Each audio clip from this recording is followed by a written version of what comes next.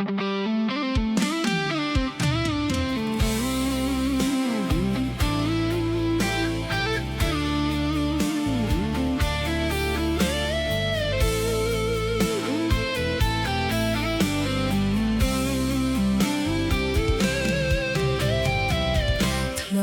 ើឲ្យបងធ្លាក់ជ្រោះស្នេហាធ្វើឲ្យរូបថ្លៃឈឺផ្សា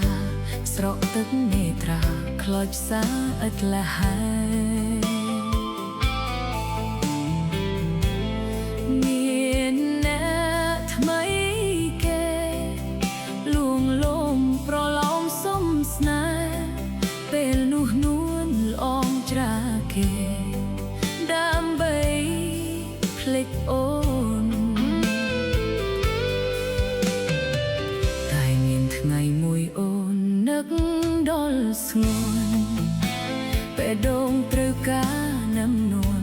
ទូរស័ព្ទទៅស្ងួនចង់ប្រាប់អត្ថន័យបងប្រាប់ថាបេះដួងបងនៅអាឡ័យបើសិនអូនព្រមវិលវេ